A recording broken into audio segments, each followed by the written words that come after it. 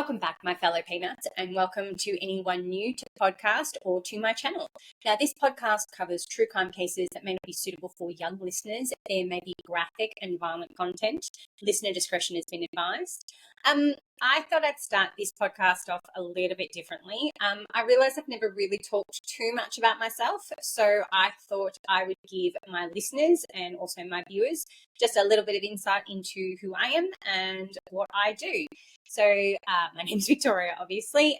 I am getting married this year. I absolutely adore Snoopy. I have 2 beagles, and if anyone is following my TikTok or they follow our videos, you do know that we've got two new little kittens in this household. One is named Oscar, the other one is named Franklin, but his nickname is Frankie. Ever since I was a little girl, I've loved anything Care Bears related, so you'll always see around this room there's always just something Snoopy related or Care Bears related. I do try and change it up a little bit every now and then and do something different. I live in Australia. I have travelled here and there and everywhere. I have 3 half-sisters, and my dad is Filipino Spanish and my mum is New Zealand Scottish. So my background is a little bit different, but I definitely think I have more the Spanish look. But a lot of Filipinos will say that I have a Filipino look to me, which I think is still pretty cool. So my heritage is really wonderful, and I am the first born Australian in my family. So there we go. That is just a little bit of insight into who I am, and just a little couple of facts for you. But everybody, welcome back, and thank you so much for joining us for episode 15. Now, this week's episode, it's going to be about a serial killer that massively intrigued me, but I've got to say, I was really mortified by some of the things that I read and I certainly have watched on him. Now, our state is Illinois. And he would dress up as a clown. Now, this is what my nightmares are absolutely made of. I cannot stand clowns, and this would be John Wayne Gacy. Now, John is another serial killer that I've been massively intrigued by. He was really seemingly a normal person on the outside. So, at least from the outside, that's genuinely how it looked. Even though our state is Illinois, we are going to be talking about Chicago, which is easily one of my favourite cities. I want to do at some stage a podcast on the Valentine's Day massacre that occurred in the late 1920s. I definitely love that period of time. I've done a birthday party with making everyone dress up in the 20s, and I do love to read about organised crime. Ever since I visited Alcatraz when I was a teenager, I'll try and find the photo of me in my pink Minnie Mouse little jacket, listening to an audio tour and hearing all about Al Capone because he was a prisoner there. Maybe that's where my interest began. But definitely a fun fact from that day. I got to buy a book that was written by a son of one of the guards at Alcatraz. I will try and find it in my collection of books and add a picture of it so you guys know what I'm talking about. It was a really amazing read. I don't know if that's possibly where maybe the true crime thing started as well, but I definitely read through it through a children's eyes because it's written from that perspective of what it was like being a child at Alcatraz. So, but yeah, I genuinely love that, guys. That was probably one of the highlights of my teenage years, going to Alcatraz. So John Wayne Gacy, he was born in Chicago, Illinois on March 17th in 1942. Does anybody know what day that is? It's St. Paddy's Day, so this was definitely a day that was already marked for celebration, well, at least for the Irish, but it would have been a happy day nonetheless. His parents were John, Stanley and Marion. He would be their only son. He would have an older sister, Joanne, and a younger sister by the name of Karen. Now, it seems this time that our serial killer had the father was the abusive one in this relationship. He would be physically and emotionally abusive towards his only son, and his son was named after his dad's idol at the time, who happened to be John Wayne, and he hoped by naming his son this, that his son would emulate John Wayne. His son would definitely fail to live up to this, at least in his father's eyes. And while growing up, he was a little bit overweight. He wasn't really into sports. He wasn't particularly athletic. And his dad would end up calling him a sissy. And it would it would be really, really detrimental to John's health or mental health. But after he was arrested, John Wayne Gacy, he would end up defending his father, and he would call him a bit of a Jekyll and Hyde when his dad would drink. Now, there are many reports that he would get physical with his family, but his son did seem to endure it the most out of all of them and took the brunt of it. Though his mother would be on the receiving end of this as well, because it's been reported that during one of these incidences that he would knock out several of her teeth. And most of the abuse would take place down in the basement, the man cave for his father, where he spent his time drinking and berating his son and telling him of all his failures.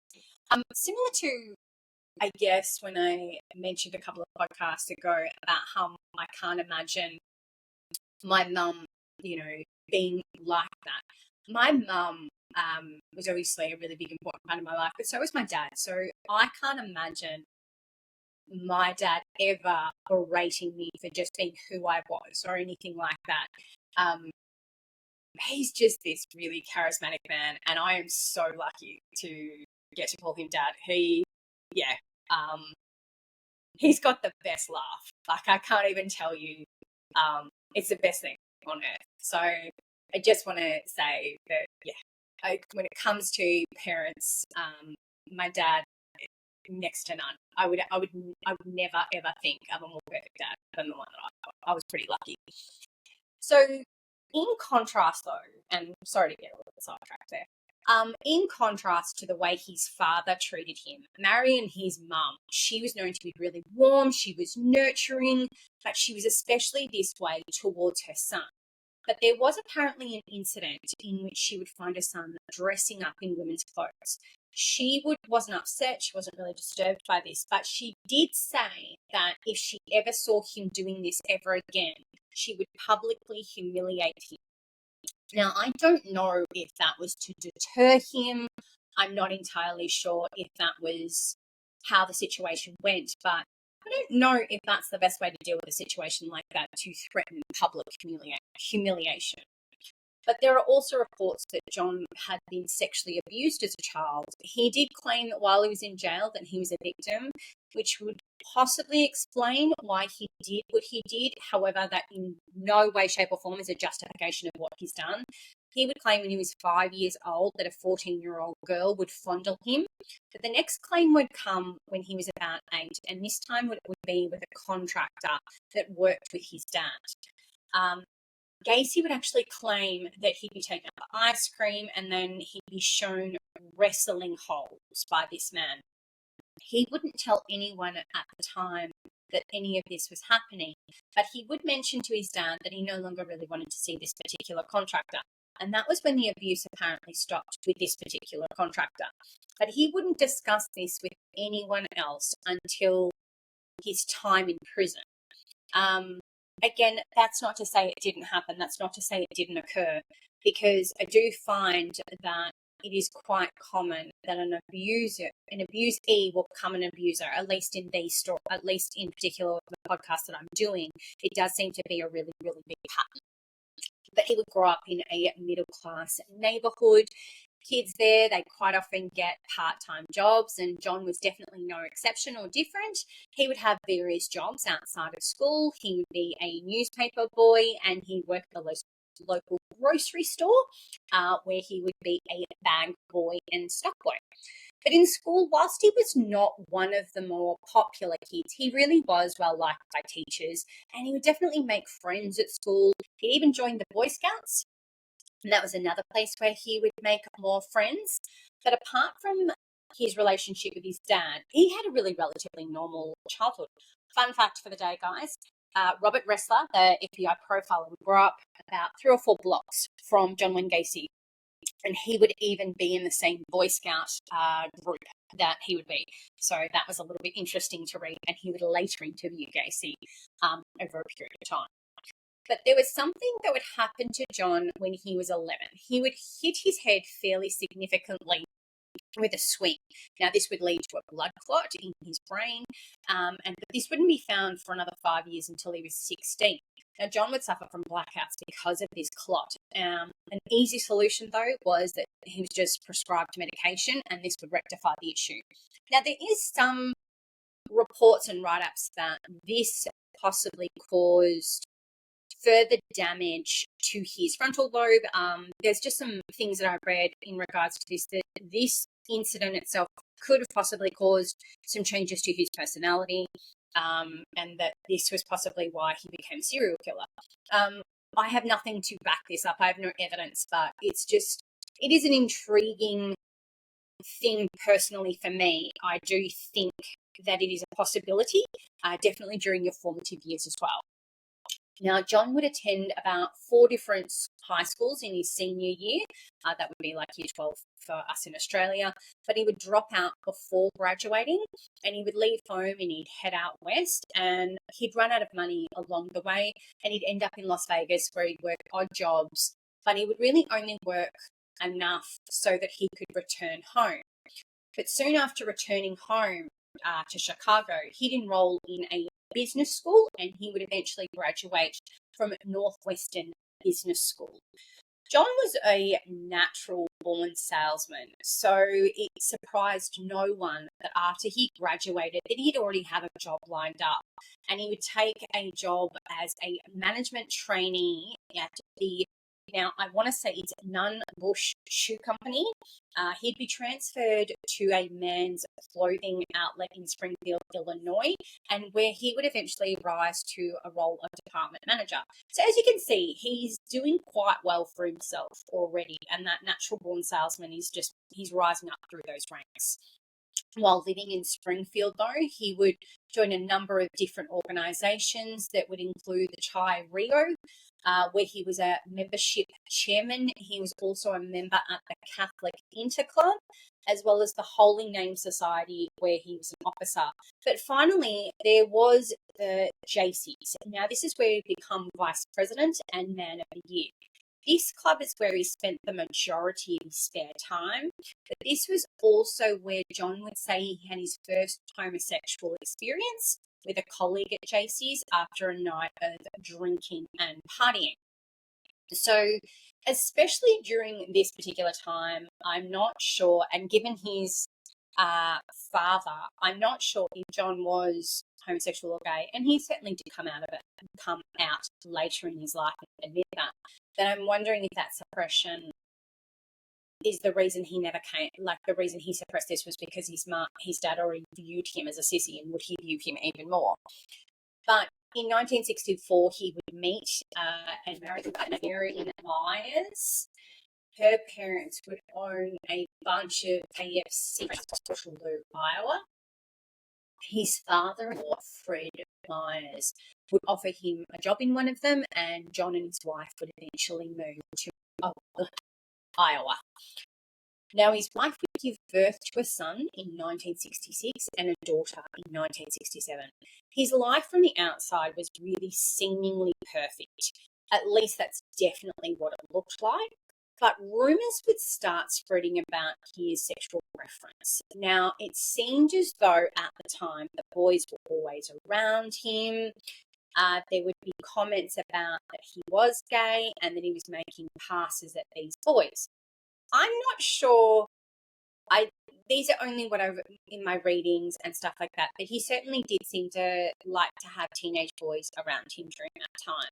But at one point around 1967, he would sexually assault a 15-year-old boy. This boy would eventually tell his father, and the father would immediately get in contact with the police. But the police would charge John, but it doesn't stop there, because John would hire another boy that he knew to beat up the boy that had accused him of sexually assaulting. Now, this would be a ploy to get that boy not to testify against him, but the boy would thankfully escape that beating and not come out too badly on the other side of it. But he would immediately report this to the police, and Gacy would end up facing additional charges as a result of this, because the boy that he paid would also admit that that's what had happened. The judge would end up ordering a psychiatric evaluation to see if John was mentally competent. But what was discovered was really interesting to me, because it was discovered really quickly that he had antisocial personality disorder. and would unlikely benefit from any treatment at a mental facility. So he was found to be mentally competent. Now, guys, anyone who has watched any true crime TV shows, or you've certainly done a little bit of research, you definitely know about antisocial personality disorder. This can lead to sociopathic behavior. This can lead to psychopathic behavior. They lack empathy, and they lack an ability to empathize with anybody. So he's already at this stage been diagnosed with that. So surely you'd want to get him the help that he so desperately needs. It wouldn't happen though, guys, because he would end up pleading guilty to the charge of sodomy. He'd receive the maximum sentence of over 10 years. And as you can imagine, his wife would file for divorce. That would be granted. He would never see his wife or his children ever again. The fact that he has pled guilty, in my mind, means that he did obviously realize there was wrongdoing on his end, or was it his lawyer saying, hey, you're never going to get away with this? That is the reason that he never, ever decided to fight it. So I don't really know, but the fact that you never see your wife ever again and you never see your 2 kids again, that would be pretty devastating in my mind. Just personally, that would be pretty devastating for me. In the time that he was at prison, though, he would become a model prisoner. He'd become a head cook. He'd complete all the courses in order for him to receive his high school diploma. John would quickly realise, really quickly, that if you're well behaved and you're not violent, he would be released early. But during his time in prison, his dad would die, and he wouldn't even be granted supervised compassionate leave, so he'd actually never get to say goodbye. Though about 18 months into his sentence, he would be granted parole. Now, conditions of his parole included a nightly curfew and a requirement to relocate to Chicago and live with his mum. The year would be 1970. Now, he had really started to put his life back together. He'd get a job as a cook. His mum would help him get a house in Norwood Park Township. Now, this would be the same house that he would live in until his arrest in 1978. But about a year after he'd been released from prison, he would be charged again with sexual assault. But the charges would be dismissed because the boy never ever turned up to court. The parole board didn't learn of these charges, so there'd be no consequences to his parole. And that surprises me, right? Like, is that because it was in a different state? I'm just not entirely sure, like, how that really works. So I'd be really interested to find out why nothing ever happened. In 1972, though, he'd married for a second time, Carol Hoff. Now, she had 2 daughters from a previous marriage. She was aware of his criminal past, but she believed that he'd actually turned his life around. Now, the next part of the podcast, guys, this might jump around. I was not able to get all the details of each murders like I usually do, but we're going to go through the list of victims after I've finished what details I do have. So I do apologize. It's going to jump around just a little bit. But at some point in the 1970s, he began a business that he called PDM, Painting, Decorating and Maintenance. He would hire young teenage boys who would come and work for him in some capacity, in some way, shape or form. But we'll be coming back to this as well, because some of his victims would also work for him at PDM. Now, John, during this time, he'd dress up as a clown and perform at fundraising events, parades, and he would entertain children at the local hospital as well. He would create 2 clowns or characters. One would be Pogo the clown, who's more of like a happy clown, and Patches the clown, and he would be a more serious clown. Now, because of this, it would actually lead to him being called the Killer Clown later down the track. I'm wondering if that's where his personality sort of split or fragmented in some way, shape or form, like he associated Patches with that more serious and killer and all that kind of stuff, and then Patches was that life that he was seemingly wanting to have. Now, Gacy realised that he had to really get his name out and make himself known by participating in volunteer projects and community activities. He also knew that if he was going to ever succeed in politics, he really had to win over the people. Now, he had a natural talent at this, right, guys, when it came to persuading others, and he creatively would come up with a way to gain the recognition he sought. So it wouldn't be that long before he caught the attention of a gentleman by the name of Robert F. Matwick. Now, he was the Democratic Township Committee man of Norwood Park, and as a free service to that community, that's where he and his employees volunteered to clean up the Democratic Party headquarters. And he would Robert would even be further impressed with his Pogo the Clown and how he entertained the children at parties and at the local hospitals. But unaware of his past and impressed by his sense of duty and his dedication towards the community, the local congressman nominated Gacy to the Street Lighting Commission. In 1975, he would become the secretary-treasurer, and it really did seem that all of the dreams of the success, they were beginning to start coming true. But it would be really short-lived.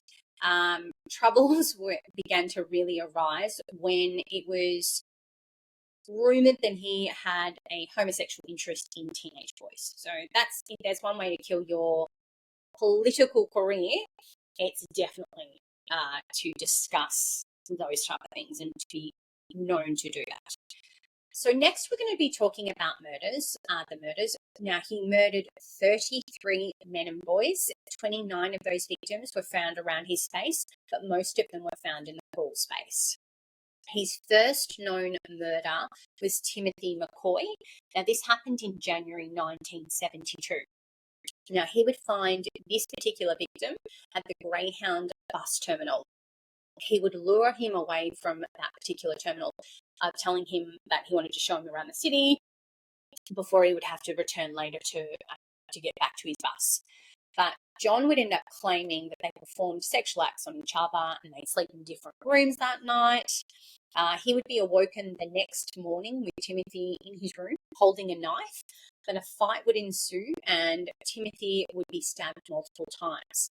Little did John know at the time that the only reason that Timothy was holding a knife was because he'd made him breakfast.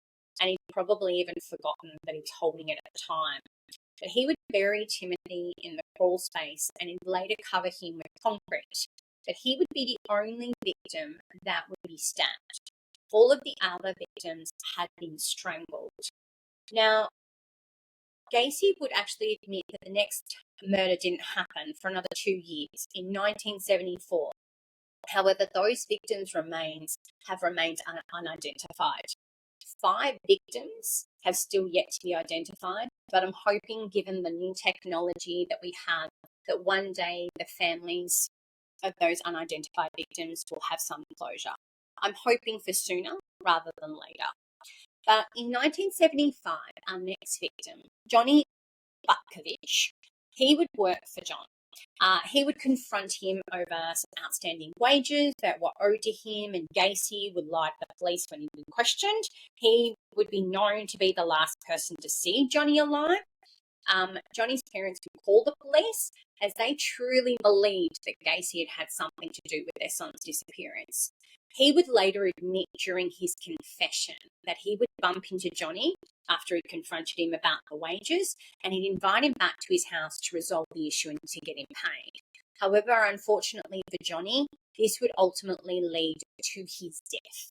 But his parents would call fairly consistently because they really did think that John had something to do with his murder. It was during the years, though, 1976 and 1978, that the killer clown would do the majority of these murders. He'd be divorced from his second wife now, and he would be living the majority of the time by himself, but not always, because he did have enough privacy to commit his most despicable acts. More boys around the area, they go missing. So some of the victims that he would find would be found at the Greyhound bus terminal, Bughouse Square. In particular, Michael Bonnen was on his way to meet his stepfather's brother, but he would be never seen again. Then we've got William Billy Carroll. He was known to be a little bit of a troublemaker, and he slowly crept into a much seedier world after this. He would make money by setting up meetings between teenage boys and adult males. He would get a commission back from this. He would only be 16 when he went missing. There are more, but we're going to go through the whole list of victims shortly. I just don't have all of the details the way I normally do. But at the end of 1976, Gregory Godzik, he'd also worked for John Wayne Gacy. He'd go missing. Now, again, his family would call John about his disappearance. So they called John about Greg's disappearance. He would lie to them and tell them that Greg had told him he wanted to run away and that there'd been a message left on his answering machine by Greg. They'd ask to hear this, but he would claim that he'd erased it before they could hear it. Seemingly seems really suspicious to me, like really, really suspicious. But 1977 also proved to be a really horrible year for young men, at least within the vicinity of John Wayne Gacy. He would lure Johnny Zeke under the ruse of buying his car. Now, this would lead to him being strangled. But here's where the police again would miss another opportunity. Apparently, John Wayne Gacy had sold this car to his roommate or friend. Now, the police would pull the young man over and look into this story as the car had been reported missing by Johnny's parents. The story checked out, but had they looked into, John Wayne Gacy's criminal past and behaviour, they may have been a little bit more suspicious of the story. So what the story is that apparently Johnny sold his car to Gacy and Gacy sold it to his friend. Now, apparently in the paperwork, the signature didn't even remotely look the same. So again, guys, another missed opportunity by the police. It's not a criticism. It's a completely different time and a completely different era. But I'm seeing it more and more. It seems to me that at least on one side where it's sex workers and stuff like that, it's almost like the police it's not that they don't care. It's just, it's probably the right word. They do care. They do. It just seems like there's not a lot of care for the victims. In here, it's the homosexual industry, homosexuals have gone missing, and it just seems like the police once again just ignore it. It's very similar to what happened with the Jeffrey Dahmer situation, and then that's my opinion. But by the end of 1977, 9 men and boys had been murdered, and including one of the victims happened to be the son of a police sergeant, 18-year-old Robert Gilroy. At the end of this year, Gary would kidnap the 19-year-old at gunpoint. Sorry. This is a completely different victim. At the end of this year, right, 1977, Gacy would kidnap a 19-year-old at gunpoint, and he would be driven to Gacy's house, tortured and repeatedly drowned. He would be allowed to live and even let go. Gacy would warn him, though, that if he went not to go to the police, and if he did go to the police, he wouldn't be believed. The victim did end up going to the police to report it. The police would interview Gacy, and he'd tell them that they were in a sex-slave relationship and hadn't paid him the money that he said he would. The police would believe Gacy, and no charges would be filed. So this is what I was talking about before, guys, where the homosexual community, homosexual community, it seems like they're being, because that's the way they view it, that it doesn't need to be looked at. So it just strikes me not as a great reflection on the police work at this stage. 1978, that'd be the year of John Wayne Gacy's undoing. In March 1978, he would lure Jeffrey Rignall into his car. He would use chloroform on him and he'd bring him back to his home. A very familiar pattern would follow. He would be raped, he'd be tortured, but Gacy would dump his body in Lincoln Park. Thankfully, Jeffrey would survive. He would report this to the police as well, but he couldn't identify his attacker. So Jeffrey would stake out a particular exit on the expressway that he could remember during his kidnapping. And he would find Gacy by remembering his car. Now, Gacy would be arrested and he'd be charged with assault and kidnapping. But it would not be this victim that would be his undoing. It would actually be Robert Piest.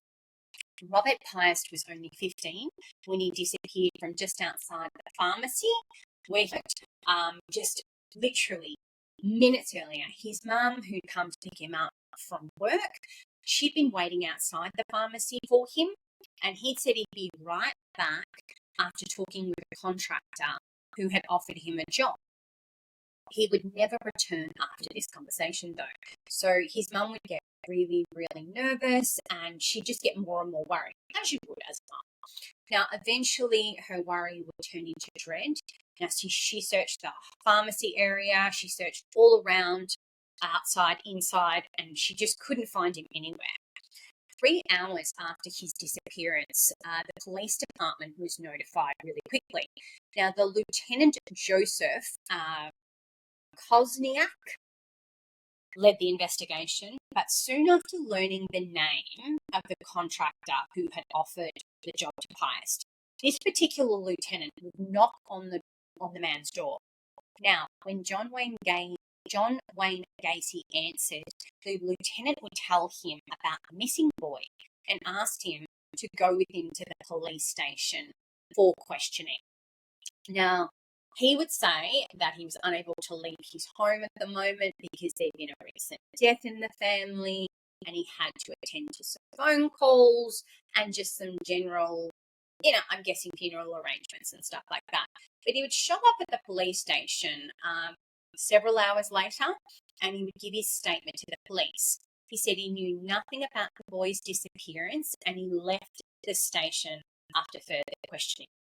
But this lieutenant had a really bad feeling about this John Wayne Gacy, so he decided to run a background check. Now, he was surprised to see that he had actually served time for committing sodomy against a teenager many years earlier. But soon after this lieutenant's discovery, he'd obtained a search warrant for John's house. It would be there that they believed they would find Robert Piest, and they weren't sure whether he would be dead or alive. So in December 1978, they would search John's house. He would not be there at the time. So some of the items that were found, we're just going to go through that list now. One of them would be a jewellery box containing 2 driver's licenses and several rings which had been engraved in the name of Maine West High School, class of 75, and the initials JAS. There'd be a box containing marijuana and some rolling papers, maybe some erotic movies that had been made in Sweden and perhaps were a little more on the wild side. There would be pills that would be containing Valium, a switchblade knife, a stained section of a rug, colour photographs of pharmacies and drugstores, an address book, a scale. There were some inappropriate adult books that included things like Tight Teenagers, The Rights of Gay People, Bike Boy, Sex Between Men and Boys, and 21 Abnormal Sex Cases, the American Bicentennial Gay Guide, Heads and Tails, and The Great Swallow. There would be a pair of handcuffs with some keys and a 3-foot long 2x4 wooden plank with 2 holes drilled at each end. There would also be a pistol. There would be some police badges. There would be a dildo that had been found in the attic, but it was quite hidden where it was. There would be a syringe and needle and a small brown bottle. Didn't know what was contained in that bottle. Clothing that was way too small for John Wayne Gacy, and a receipt roll of film with a serial number on it from the pharmacy where Robert had gone missing. and there would be nylon rope found as well. Now, all of those things found, they do lead to a bit of suspicion, but you're sort of not really sure. So his cars would also be confiscated and taken away and searched. Now, inside the boot of one of those cars, pieces of Robert Piest's hair would be found. Now, there would be an awful, rancid smell coming from the house, but in particular near the crawl space. Now, the police would try and speak to him again, but John Wayne Gacy had spoken to a lawyer by this time, and he'd been told to say absolutely nothing. This would lead to the police doing surveillance on him around the clock. The police would further their investigations. They would interview more of his friends and family. They'd be doing some lab work until they'd had enough evidence to search his home again. It was during the second search of his home that they would start to find the bodies. He would confess, Gacy would end up confessing on December 22nd, that he had killed over 30 people, men and boys, and buried most of them in the crawl space. Now, when he ran out of room in his home, he would dump the bodies in the Des Plaines River. After days of searching his home, the police would find a total of 27 bodies, with an additional 2 later. However, most of these bodies in particular were found in the crawl space, but the other bodies were found in the garage and the backyard. And as I said before, when he ran out of room, he would dump 4 bodies in the river, and he would assist the police in telling them where he dumped these bodies in the river. Now, the victims were Timothy McCoy, he was killed in 1972, John Butkovich, 1975, Darrell Sampson, 1976, Randall Riffett, 1976, Samuel Stapleton, 1976, Michael Bonin, 1976, William Billy Carroll, 1976, James Byron Huckinson, 1976, Rick Johnston, 1976, Kenneth Parker, 1976, Michael Marino, 1976, William George Bundy, 1976, Francis Alexander, 1976, Gregory Godzig, 1976, John Zeke, 1977, John Prestige, 1977, Matthew Bowman, 1977, Robert Gilroy, 1977, John Mowry, 1977, Russell Nelson, 1977, Robert Winch, 1977, Tommy Bowling, 1977, David Telsma, 1977, William Kindred, 1978, Timothy O'Rourke, 1978, Franklin Langdongen, 1978, James Mazzara, 1978, and Robert Piest, 1978. Those are all the known victims and identified victims. The method of which he would kill his victims is what he would describe most during his confession. So once they were inside his home, he would usually ply them with a drink or drugs or anything to really just gain their trust, right?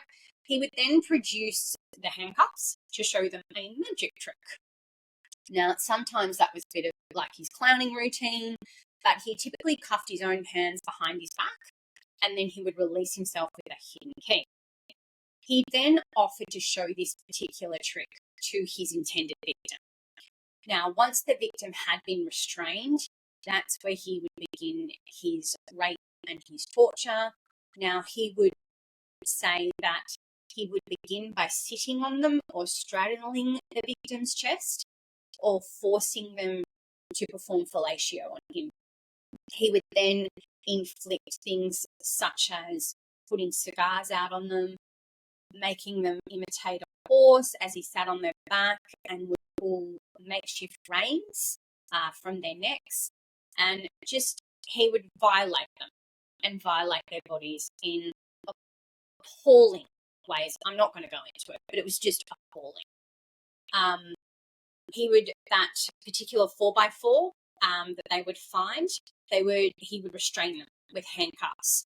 and he would taunt them during this abuse. He would drown them in the bathtub, and then he would revive them. I can't tell you how disgusted I was when I was reading this, or when I was listening to that Netflix, his murder tapes and stuff like that. It was just, he would typically murder them with a rope tourniquet, and he would just make it tighter and tighter and tighter. He would refer to it as a rope trick, and this was genuinely the last trick, because they would end up dying as a result of this. He would also admit during his confession that they would convulse sometimes, after he had strangled them. But he would also, to ensure that they were dead, sometimes put things in their mouth to ensure that they were dead when he buried them in the crawl space. Typically, apart from his last couple of victims, they were usually murdered between the hours of 3 and 6, and he would keep their bodies in the house for about 24 to 48 hours before they were in that crawl space. He would pour lime on them to quicken up the decomposition. It's, for me, there was so much premeditation involved in this. There was so much thought process. There was just so much involved. It's just next level for me. Absolutely next level. So his trial would begin about 2.5 years after his arrest. It would be February 1980, and the jury would consist of 5 women and 7 men. The prosecution, they would talk about the victims, who they were, the gruesome deaths that they experienced, the full investigation, and the discovery of those bodies. And the prosecution would talk about that premeditation and the process behind each murder. Now, the defence were going to go with an insanity plea, as they said that this really isn't normal behaviour. And if this is what we deem as normal, then what we've known as normal is certainly very distorted. 2 of the victims that I talked about before that actually lived through their encounters with Gacy, they would testify, and one of them was Jeffrey Rignall. Now, he would testify as well as the other boy, but both boys were so visibly shaken and had an incredibly tough time discussing what they went through and what they experienced at the hands of John Wayne Gacy, that sometimes the trial would have to stop in order to give them the moment. The defence would also call up his mum, his sister, and they would tell the abuse that he'd endured at the hands of his dad. They also talked about what it would have been like if he'd come out as gay during this time. And friends of John would also testified, saying that he was a kind and a generous man, and he always had a smile on his face. Now, what intrigues me is the defence would also call a psychologist by the name of Thomas. He'd interviewed Gacy before the trial. Now, he found Gacy to be extremely intelligent, yet he believed that he suffered from borderline schizophrenia. Other medical experts would also testify on behalf of the defence, and they would say that he certainly had characteristics that were schizophrenic. He tried to say that he suffered from multiple personality disorder. That did not work, by the way. And there was also someone testified saying he had antisocial personality disorder. And they further stated, though, that his mental disorder, it impaired his ability to understand the magnitude of his criminal acts. In conclusion, they found him to be insane during the times that he committed the murders. So after all of that, the defence rested his case. Now, this is where I'm going to disagree with the defence. Guys, he had enough forethought to know that what he'd done was wrong to bury the bodies. So as far as I'm concerned, not insane. He had enough forethought. It would all end up being proved to be futile anyway, because it would actually end up taking the jury less than 2 hours to find him guilty of 33 murders, the sexual assault, and as well as other charges relating to Rob Piest. He would also be sentenced to death, but after 14 years on death row and multiple appeals, he would be executed by lethal injection on the 10th of May, 1994, at the age of 52. Guys, that is a absolutely fascinating story. I'd like to go into the appeals, but at the same time, I don't want to give him any more airtime because just the reasons behind his appeals were just really appalling to me. So I didn't want to get into it. He was so young though, 52. He's such a young man. But boy, did he deserve to die. Thank you all so much for listening to episode 15. If you like this podcast, please hit that like button, hit the bell, go and subscribe. You can go and listen to other episodes. If you are new, I hope you have a fabulous weekend, my fellow peanuts. And thank you all for listening. See you later, guys. Bye.